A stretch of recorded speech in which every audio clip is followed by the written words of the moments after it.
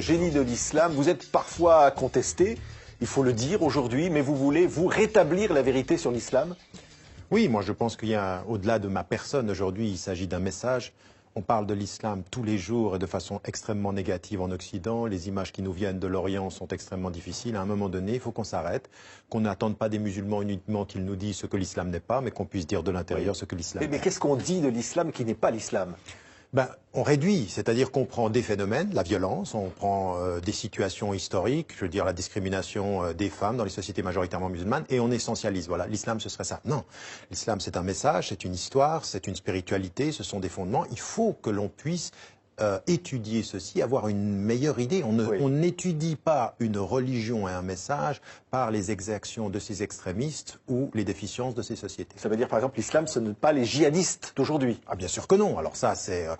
Autant je dis aux musulmans, vous ne pouvez pas dire ça n'est pas l'islam, ça n'a rien à voir avec l'islam, ce ne sont pas des musulmans. Il faut que nous leur répondions en leur disant ce que vous dites faire au nom de l'islam, ça n'est pas acceptable et l'islam condamne vos actes, il faut qu'on puisse le dire, sans les sortir de l'islam. Oui. Moi je peux dire que leurs actes ne sont pas islamiques, mais eux qui se revendiquent comme musulmans, je dois dire ce que vous faites au nom de l'islam, ça n'est pas acceptable. Alors, le djihadisme ou cette expression-là ne dit pas ce qu'est l'islam, c'est à nous aujourd'hui, avec un discours clair, un discours qui est tellement clair qu'il ne doit pas refuser de dire les contradictions qu'il y a entre l'attitude de certains musulmans et les principes de la religion. Ça, c'est aussi quelque chose que nous devons faire. Vous dites dans ce livre, par exemple, le djihad, c'est une notion de défense légitime, mais qui ne passe que par les armes de l'adversaire et qui ne doit jamais viser ni des civils, ni des femmes. Tout à fait. En plus, déjà, la notion de djihad est déjà une notion de réforme et de résistance spirituelle, sociale. Il faut appeler à des djihads contre la pauvreté, il faut appeler à des djihads pour l'éducation, il faut appeler des djihads contre la corruption et pour la liberté. Ça, il peut y avoir un djihad pour la guerre? Exactement. Il y a des situations, une seule situation qui est le qital, qui est dans la situation de guerre, et qui n'est légitimée qu'en dans une seule circonstance, quand on est sous exploitation, quand on est colonisé ou quand on est opprimé. Oui. La résistance légitime, elle est cette fois-ci... La résistance ou la violence? Ah non, la résistance légitime, c'est-à-dire... D'abord, ceux qui utilisent la violence, ce sont les oppresseurs. Ceux qui résistent vont s'adapter aux moyens qui sont utilisés par celui qui opprime. Mais ce que vous avez rappelé comme éthique de guerre est déterminant. On ne s'en prend qu'à ceux qui nous attaquent, c'est-à-dire à l'armée adverse, pas aux civils, pas aux innocents, pas aux femmes, pas aux enfants, pas aux religieux et pas à la nature. C'est-à-dire qu'on doit avoir même un souci de l'environnement en situation de guerre. C'est dire que quand on a parlé, par exemple, de la bombe pakistanaise, soi-disant islamique, c'est une contradiction dans les termes. Une bombe atomique ou nucléaire ne peut pas être islamique. Alors, pourquoi, Tariq Ramadan, vous avez dit « je ne suis pas Charlie, je ne suis pas Paris » en référence aux attentats du 13 novembre? Alors ça, c'est une bonne question et vous me permettez, je vous en remercie, de clarifier les choses parce que ce que j'ai dit, si vous entendez par Charlie le fait d'être pour la liberté d'expression et pour pouvoir s'exprimer librement, je le suis. Mais s'il s'agit pour moi d'être assigné à devoir accepter les caricatures et l'humour que je... Un humour de lâche, vous avez dit. Oui, un humour de lâche, comme on dit, un humour de stupide. C'est-à-dire que je considérais que, au lieu de s'en prendre systématiquement aux religions ou à l'islam, ce serait bien qu'ils puissent prendre à partie plutôt les gens du pouvoir, ce qu'ils ne faisaient pas. Donc, quand je dis je ne suis pas Charlie, je veux dire par là, je n'adhère pas à ce que Charlie Hebdo était, mais j'adhère au principe. Et quand je dis je ne suis pas Paris après les alors quand je dis je ne suis pas Paris, ça peut paraître choquant, Tariq Ramadan, d'entendre ça pour ceux qui, les familles, pour un certain nombre de gens. Alors, ma première attitude a été de condamner et d'être dans l'empathie avec les familles des victimes. Et ensuite, j'ai ajouté attention, si être Paris, ça veut dire oublier toute la planète et de considérer que nos morts à Paris valent plus que les morts de tous les autres, je dis c'est personne qui dit ça aujourd'hui. Mais écoutez, vous avez vu la réaction? Que dit-on quand les gens meurent à Beyrouth? Que dit-on quand les gens meurent à Bagdad ou les gens meurent à Damas? C'est comme si c'était normal. Quand nos morts, on veut que le monde se lève et quand les morts des autres, on a normalisé. Ce que je veux, c'est de dire dans la même phrase, je dis je suis Paris, je suis Ouagadougou, je suis Beyrouth, je suis Jakarta, je suis tout ça. Et Oui. il n'y a pas d'hiérarchie dans les morts. Donc, vous voyez, au-delà de notre émotion légitime, vous avez raison, elle est légitime, cette émotion, elle est compréhensible, mais ne faisons pas une hiérarchie entre les morts, parce que vous savez, du Sud, les gens nous voient. Ils voient ceci, et ils en ont marre de penser que leurs morts n'ont que peu finalement, de crédit Oui. à nos yeux. Ce que vous dites finalement, Tariq Ramadan, c'est que l'islam n'a rien à voir avec les attentats. Ouagadougou, on dit que les terroristes sont allés à la mosquée avant d'aller tuer des femmes et des enfants. Mais l'islam n'a rien à voir avec tout ça. Non, l'islam, dans le message que j'essaye de traduire ici, il est une condamnation de ceci. Et d'ailleurs, ce que l'on sait, c'est que pratiquement tous ces jeunes aujourd'hui qui sont embrigadés dans Daesh, en Syrie ou en Irak, ou même aujourd'hui dans ces actes de violence à condamner absolument. Souvent, ils ont une pratique religieuse qui est de quelques semaines. Ils ne sont pas formés dans les mosquées. Ils sont plutôt les Donc vous dites victimes. c'est la République qui est responsable, c'est la France qui est responsable, ou c'est à une Ouagadougou, alors à ce moment-là, le Burkina Faso qui est responsable, ou en Indonésie, le gouvernement indonésien, c'est qui la responsabilité? Je ne cherche pas à accuser. Je pense que nous avons une co-responsabilité. La première des responsabilités, c'est pour ça que je le fais dans le livre. Le livre, il n'est pas uniquement écrit pour des personnes qui ne sont pas musulmanes, il est aussi pour des lecteurs musulmans qui comprennent de l'intérieur nos propres contradictions. Nous devons parler. Nous avons à prendre nos responsabilités. À dire aujourd'hui avec force ce que certains musulmans font au nom de notre religion, il est à condamner. Et il faut que nous formions, il faut que nous éduquions sur le terrain. Mais en même temps que nous disons ceci, et en même temps que nous le disons, nous devons, en partenariat avec des États, comprendre que nous avons une responsabilité étatique, que la France elle a une responsabilité.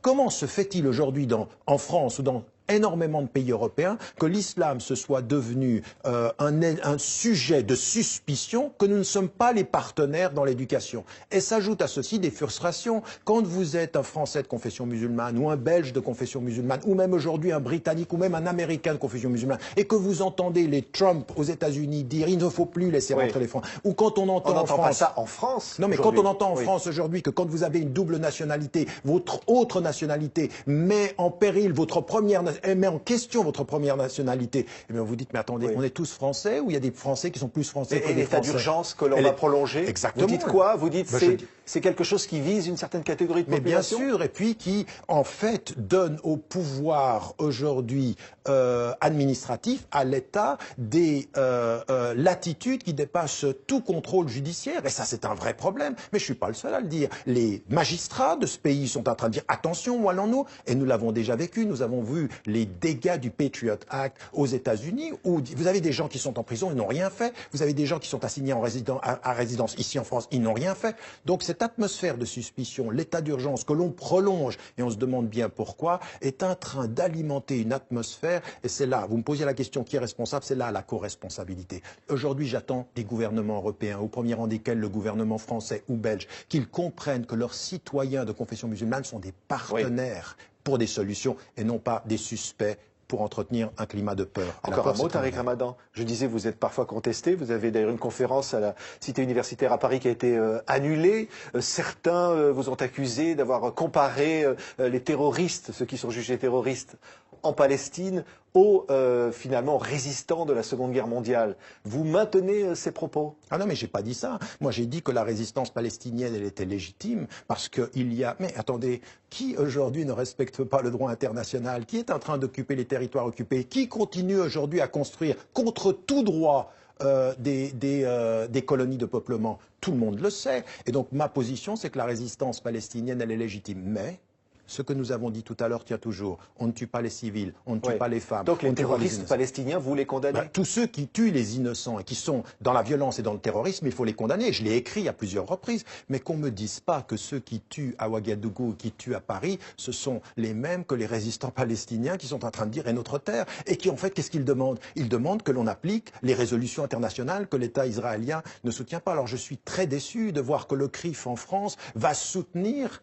une annulation de conférence. Où en est-on de la liberté d'expression dans ce pays pour que ma parole, qui est une parole de responsabilité, qui condamne la violence, qui dit aujourd'hui que nous devons être citoyens, qu'il faut appliquer la laïcité telle qu'elle doit être égalitairement pour tout le monde et que le problème, c'est un problème d'éducation et en même temps de liberté, eh bien pourquoi est-ce qu'on ne veut pas entendre cette parole? Parce qu'elle critique le gouvernement et que malheureusement aujourd'hui, malheureusement, il faut l'entendre avec force, le discours qui a pris le dessus sur la gauche comme sur la droite est malheureusement le discours qu'entretient le Front National sur la peur. Merci Tariq Ramadan. Le génie de l'islam est publié aux presses du Châtelet. Merci d'avoir été notre invité aujourd'hui.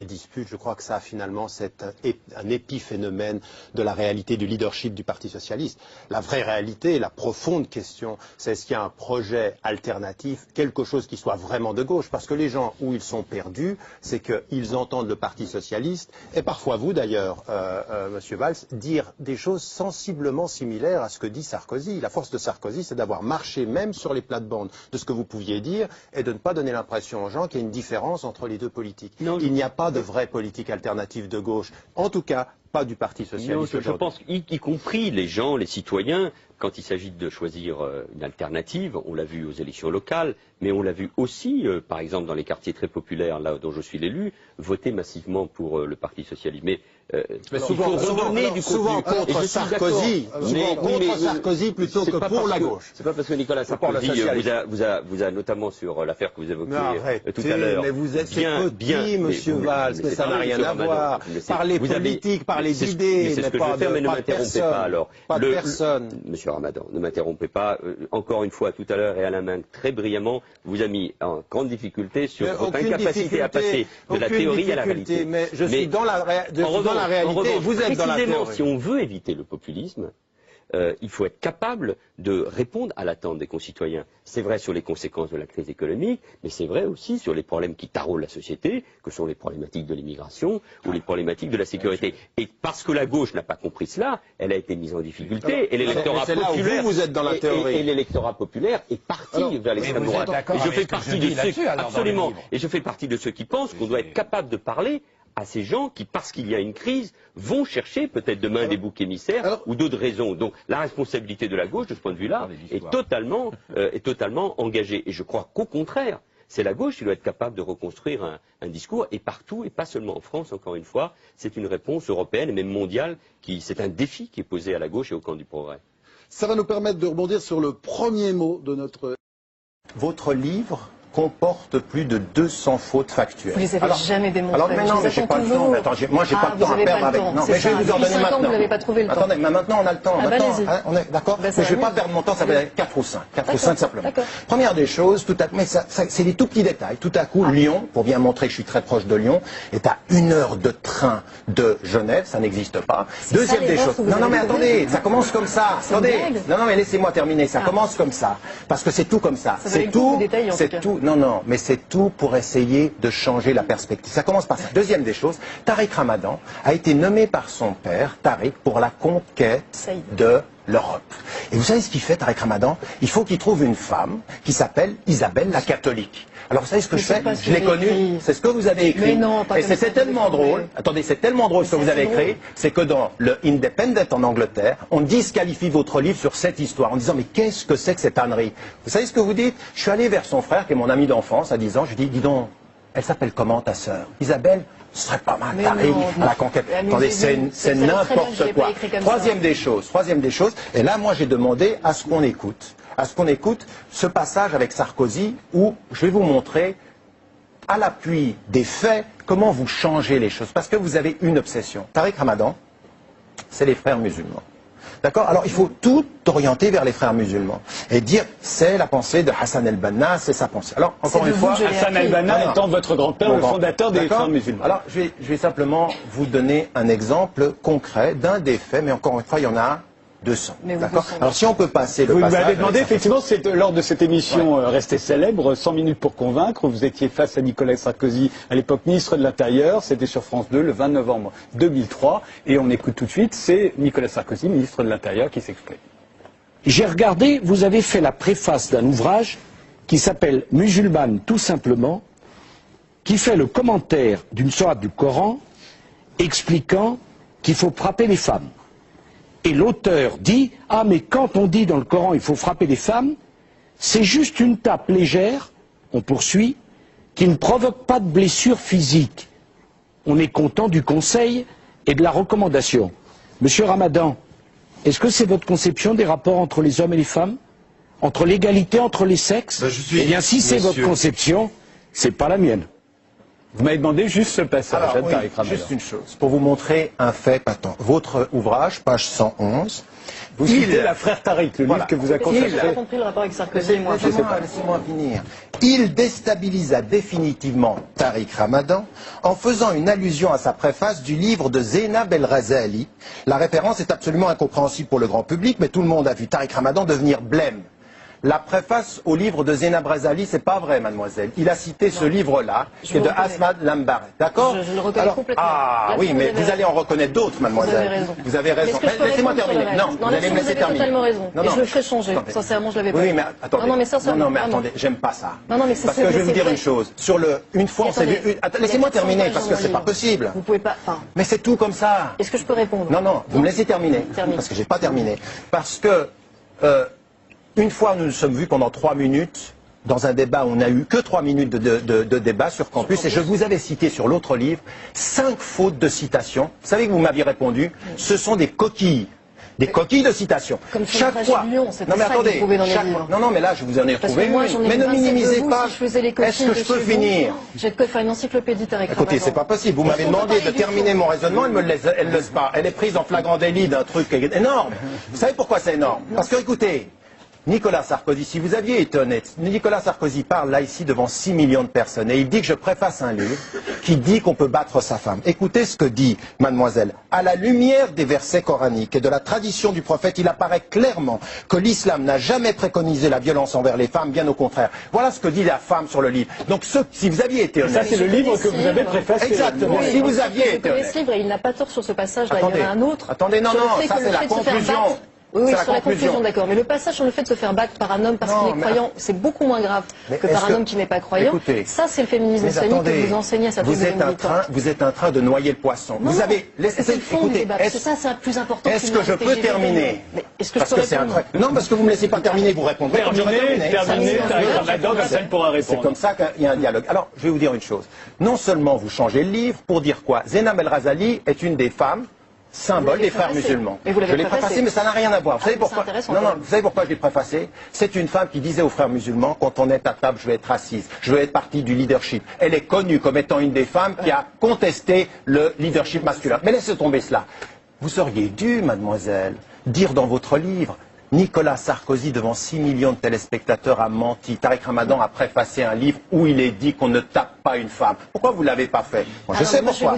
Deuxième des choses. J'ai un autre élément et puis je m'arrête.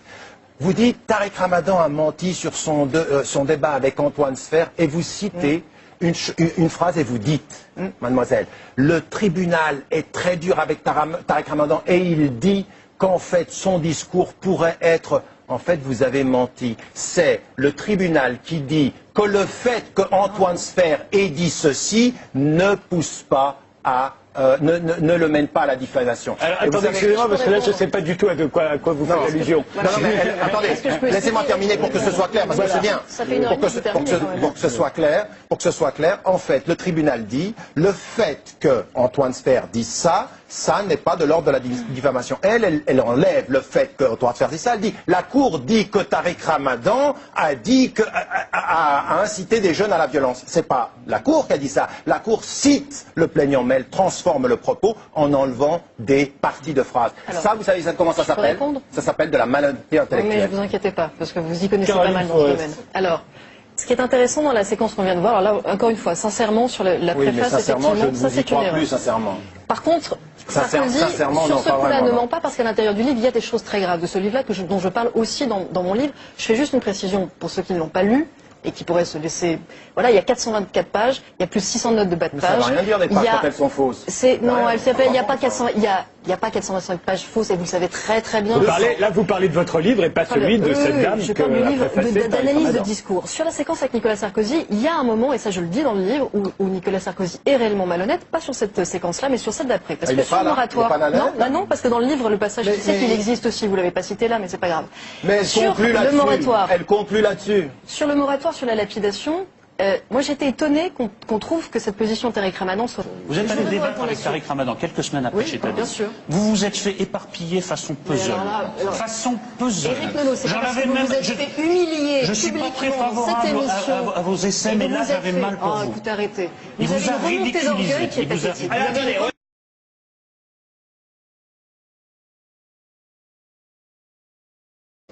Jean Glavany.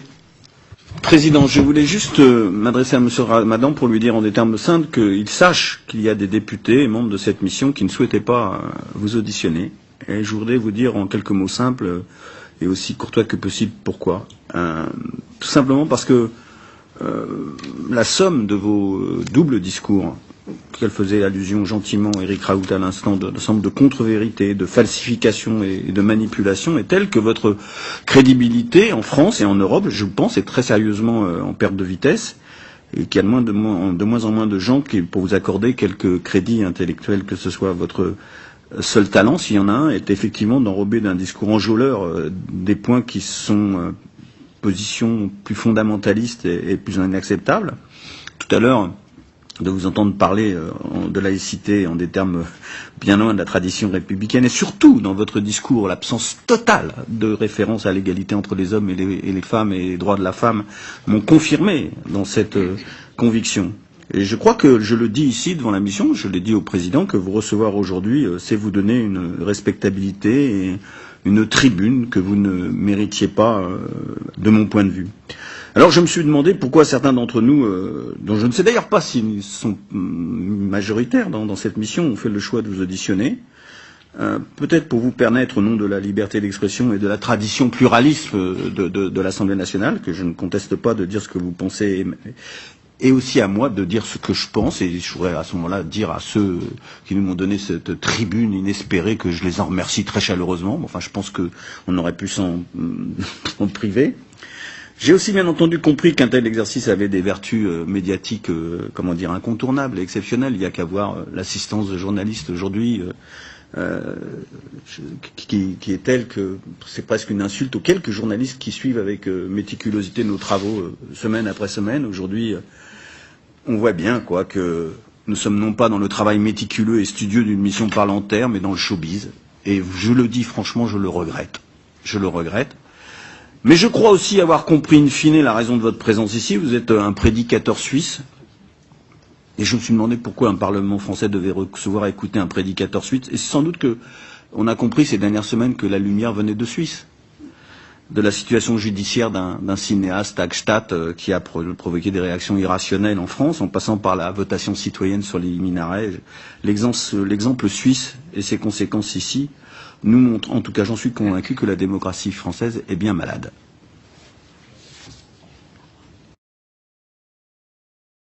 Donc, pour aller vite, monsieur, je suis un peu, enfin pas vraiment, surpris de votre intervention, mais vous déterminez, monsieur, le fait que je viens de Suisse, que la lumière vient de Suisse. J'ai été invité avant le vote de dimanche, donc la lumière s'est faite après. Si c'est cette lumière que vous perceviez, et de dire la falsification de mes citations, j'aimerais bien savoir, monsieur, au bout du compte, combien de mes ouvrages vous avez lus et combien de mes interventions vous avez suivies. Monsieur, celui qui est en face de vous aujourd'hui n'est pas un prédicateur islamiste suisse, c'est un professeur d'université à Oxford, dont les livres sont étudiés dans 80 universités américaines, monsieur, 80 universités américaines, mais monsieur, qui depuis les 8 dernières années a été interdit de parole dans toutes les universités françaises. Posez-vous la question de savoir où est la liberté d'expression, cher monsieur. Plutôt que de me dire que j'ai un double discours, il faudrait savoir si la France est en train de perdre ses valeurs d'ouverture dans le débat critique. Et votre façon de réagir à mon intervention n'est pas du tout une façon de réagir à un débat critique, c'est un jugement sur la personne et non pas un débat et une confrontation sur les idées. Donc je réponds, cher monsieur, à votre intervention que j'espère, non, que la lumière, cette dernière lumière ne viendra pas de Suisse, qu'il y aura vraiment un véritable réveil. Vous savez ce que j'espère pour la France, monsieur, parce qu'on m'a posé la question de savoir un jour si j'aimais la France. J'aime la France de sa tradition et de ses valeurs quand elle est en cohérence avec elle-même, mais non pas pour un discours qui trahit ses valeurs au nom de simplifications comme celle de je viens d'entendre. Votre jugement sur la personne m'impose de ne même pas vous répondre, parce que je ne considère que c'est insultant ce que vous venez de dire.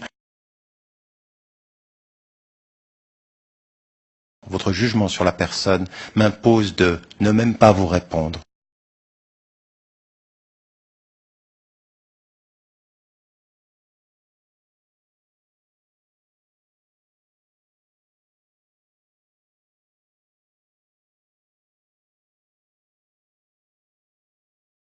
Votre jugement sur la personne m'impose de ne même pas vous répondre. Votre jugement sur la personne m'impose de ne même pas vous répondre. Eric Ramadan, bonsoir. Bonsoir. Alors le moins qu'on puisse dire, c'est que vous n'êtes pas le bienvenu en France, en tout cas, parce que quand on voit les déclarations à la fois du ministre des Affaires étrangères et du ministre de l'Intérieur, il regrette que vous soyez invité au congrès de l'UOIF. Il regrette. Oui, non mais je ne suis pas bienvenu par Nicolas Sarkozy, le président, et son ministre de l'Intérieur. C'est eux qui parlent de ne pas bien m'accueillir, de ne pas être content. Je suis très très bien accueilli par un grand nombre de Français. Je ne confonds pas le peuple de France et le peuple français et certains intellectuels et certains acteurs politiques avec la position de ce gouvernement. Pourquoi cette position quand on dit que vos propos sont contraires à l'esprit républicain, qu'ils ne rendent pas service aux musulmans de France? C'est de graves accusations. Oui, c'est de graves accusations qui sont encore une fois fondées sur rien, parce que depuis 25 ans que j'interviens en France, j'interviens en demandant et en conseillant aux Français de confession musulmane de respecter la loi, d'être engagés, d'être des citoyens. Mais ce que je dis à ce gouvernement-là, c'est que depuis 5 ans qu'ils sont aux affaires, et Nicolas Sarkozy, depuis bien avant, quand il était ministre de l'Intérieur, ils n'ont rien fait sur la question sociale. On a eu des émeutes en 2005. Qu'est-ce qui a été fait dans les banlieues, si ce n'est des gesticulations et des actes de symbole, de prendre Rachida Dati ici ou Fadela Amara en nous faisant croire qu'on respecte la diversité en utilisant des symboles. Ce que vous dites, je l'entends. En même temps, j'ai pas vu un seul leader de la gauche prendre votre défense. J'ai pas entendu d'intellectuel dire c'est scandaleux de montrer du doigt un autre intellectuel. Personne ne s'est levé en disant que...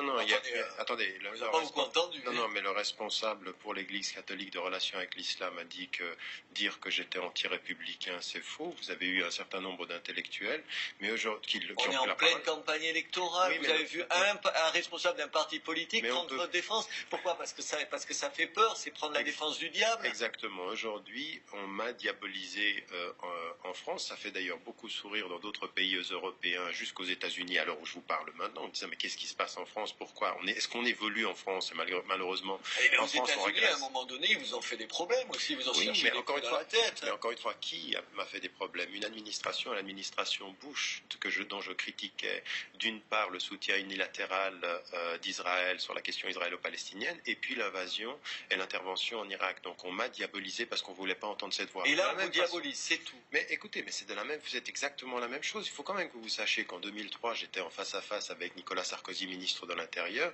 et que quelques semaines plus tard, il m'envoie une lettre sur l'ouverture et le pluralisme. En fait, ce sont des gesticulations politiciennes. Nous sommes à quelques semaines... Vous croyez qu'il n'y a aucun fond? Vous croyez que c'est uniquement lié à l'échéance électorale? Alors, il y a une échéance électorale, mais il y a autre chose qui est beaucoup plus fondamentale. C'est que mon discours est extrêmement gênant. Non pas parce que je divise la France, mais parce que je fais exactement le contraire.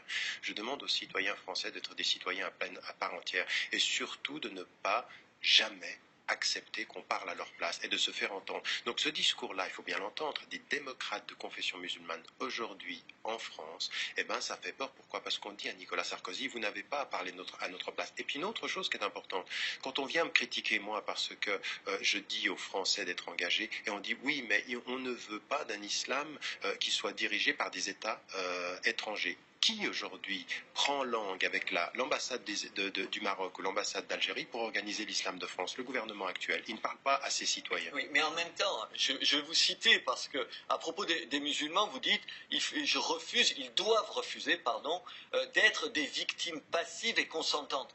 Attendez, tous les musulmans de France ne sont pas victimes de quoi que ce soit. On n'est pas dans une société où tout le monde est montré du doigt. Vous avez parfaitement raison, mais ma formule, la phrase ne disait pas ça. Ce que je disais, c'est exactement le sens de ce que vous dites en fait. Je dis aux Français de confession musulmane, arrêtez de vous mettre dans une position de victime. Arrêtez le sentiment victimaire. Vous n'êtes pas des victimes, vous êtes des citoyens de plein droit. Parce que tous les musulmans de France vous avez raison. montrés du doigt par tous les Français, c'est pas vrai. Attendez.